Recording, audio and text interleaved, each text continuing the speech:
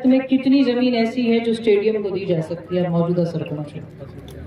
आप हमें पंचायत से जमीन दो, उसको अलॉट करके देंगे और आपका क्रिकेट का स्टेडियम बना के देंगे। अस्सलाम वालेकुम। आज कैथवाड़ा ग्राम पंचायत में हो रहे इस टूर्नामेंट के आयोजक इंसार खान जी को मैं बहुत बहुत मुबारकबाद देना चाहती हूँ और आसपास से आई जितनी भी टीमें हैं जो आने वाले कुछ दिनों में यहाँ पर अपना खेल का प्रदर्शन करेंगी, उनको भी हार्दिक शुभकामनाएं मुबारकबाद देना चाहती हूँ। खेल में एक जीतता है एक हारता है, ये खेल का नियम है। जिस तरीके से हम चुनाव लड़ते हैं, 4 आदमी मैदान में उतरते हैं, एक ही के हक में जीत लिखी होती है, बाकी को किसी भी या किसी वजह से वो जीत हासिल नहीं कर पाते। एक तो इसमें हमें नामुराद होकर नहीं जाना है। मेरी अपने युवाओं से, युवा जितने यहाँ पर खिलाड़ी हैं, आप सभी से ये निवेदन है कि एक तो अच्छे मन से, अच्छी नीयत से आपने खेल को खेलना है। जीत और हार के दरमियान खुद को फंसाकर नहीं खेलना। हम किस वजह से, किस प्रकार से अपना प्रदर्शन ठीक कर सकते हैं, खेल को किस तरीके से बढ़ावा दे सकते हैं, उस तरीके से आपने खेलना है। नुमान साहब, आप मुझे ये बताइए, आपके ग्राम पंचायत में कितनी जमीन ऐसी है जो स्टेडियम को दी जा सकती है मौजूदा सरपंच? आप हमें पंचायत से जमीन दो, उसको अलॉट करके देंगे और आपका क्रिकेट का स्टेडियम बना के देंगे। क्योंकि आप मौजूदा सरपंच हो, आपके हक मलाक में आती है कि यहाँ पर पंचायत की ऐसी कितनी जमीन है जिसको सरकार लेकर अलॉट कर सकती है और वहां पर स्टेडियम बना सकती है। जमीन देना आपका काम है, उसको अलॉट कराना है, उसको क्रिकेट का स्टेडियम बनाना है, खेल का स्टेडियम बनाना है, उसको किस तरीके से आपने उपयोग में लेना है, आपका काम। मैंने जब चुनाव लड़ा था आज से 1 साल पहले, तो कामा में किसी वजह से हम जब कहीं गुजर रहे थे, मैंने बोला बस स्टैंड कहाँ है?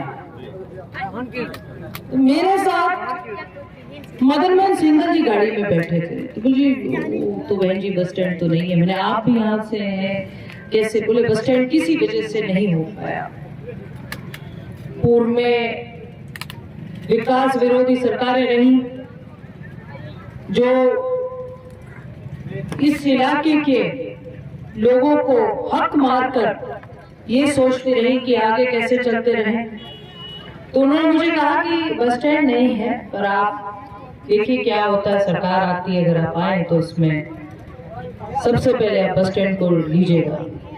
मैं पहाड़ी आई, मैंने पूछा कि पहाड़ी कभी किसी ने सोचा ही नहीं था कि इसको नगर पालिका बना सकते?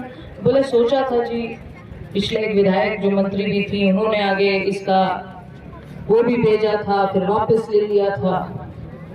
बड़ी अजीब बात है कि इतना बड़ा कस्बा है पहाड़ी।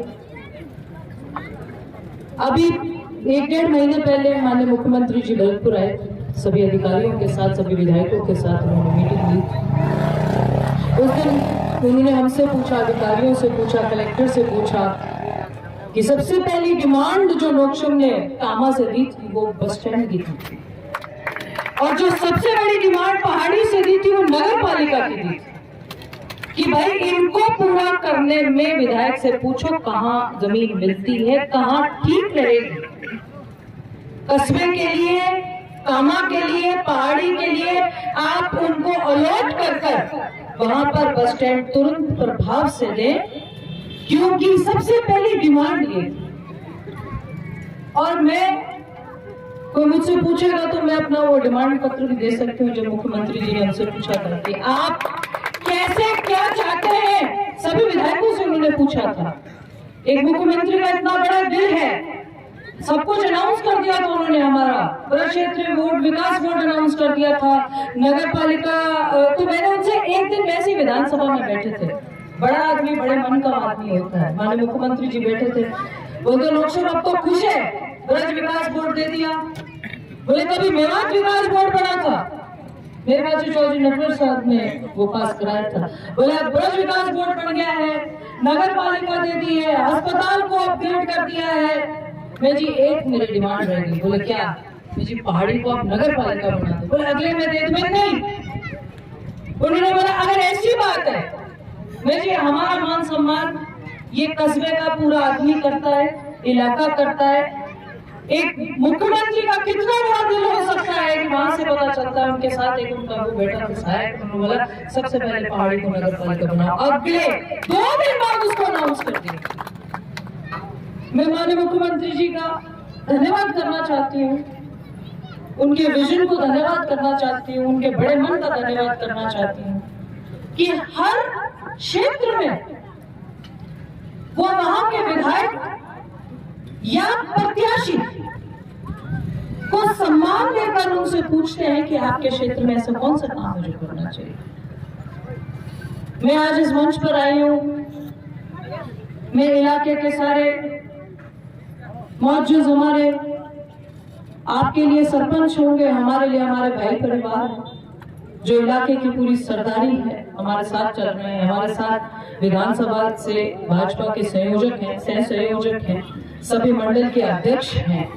मौजूदा मंडल के अध्यक्ष हमारे गौरी शंकर जी हैं, उनके साथ साथ हमारे यहाँ के वर्तमान के सरपंच नमान साहब हैं। इलाके की सारी सरदारी है। आप सभी का यहाँ पर आने पर बहुत बहुत इस्तकबाल करती हूँ, बहुत बहुत धन्यवाद करती हूँ, आपका अभिनंदन करती हूँ। और एक बात आपको कहकर जा रही हूँ, मुझे आप मौका दो आपसे रोज मिलने का, मैं रोज आऊंगी। मेरे पास कोई और काम नहीं है, ना मेरी कोई मिल चल रही है, ना मेरी कोई फैक्ट्री चल रही है। मेरे पास आवाम से मिलने के अलावा दूसरा कोई काम नहीं, जनता के साथ जुड़ने के अलावा कोई काम नहीं। जिसने मेरा वोट दे दिया उसका जायज काम करने के अलावा मेरे पास कोई काम नहीं।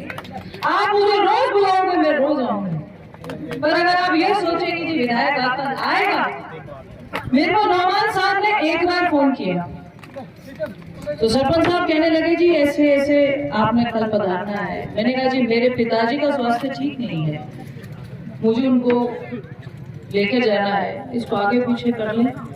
बोले आप तारीख दे दो। मैंने उनको बोला 25 रख ले। बोले 25 आप दिन तारीख आप तय कीजिए, आप हमें बुलाने वाले बनिए, हमसे काम लीजिए, आपका अधिकार बनता है। आपने वोट देकर विधायक बनाया है, ये लोकतंत्र है, यहाँ पर आपके वोट के बगैर कुछ नहीं चलता। आप